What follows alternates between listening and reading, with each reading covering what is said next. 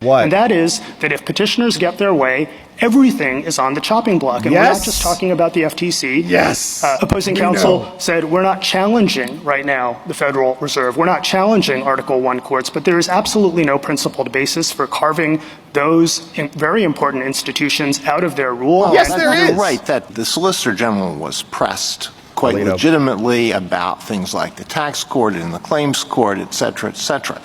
But I don't know that you can make the argument that the logic of his argument is going to cause these allegedly revolutionary results without being prepared to explain more concretely than you have stop crying. the limits of your own argument. I could go down the list with you of the cabinet officers and ask you whether you think they could be headed by a multi-member commission whose members are not subject to at-will removal by the president. Shall we do that? How about Veterans Affairs?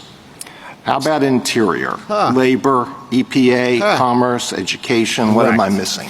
Agriculture. Mr. Agrawal, are you prepared? Well, there was a question there. Yes. So I don't want to pretend to greater certainty than I have about the full gamut of statutory authorities vested in all those other departments. I will say that based on a very quick preliminary analysis, it appeared to us that the vast majority of executive departments wield at least some of the conclusive and preclusive authorities that this court has recognized in the past, including criminal, investigative, and prosecutorial authorities, and also authorities implicating national security and foreign relations. Now, that is not to say, Justice Alito, I think you're absolutely right to say for a lot of those, you could probably take those out, and at that point there's going to be a fair question about whether Congress and the President acting together could determine at some point that there is a need for a multi-member body of experts to preside over certain government functions. And what I would say is I don't think that you should categorically rule out that possibility as a matter of constitutional law. And I can't sit here today and tell you that there's a distinction of constitutional proportions, for example,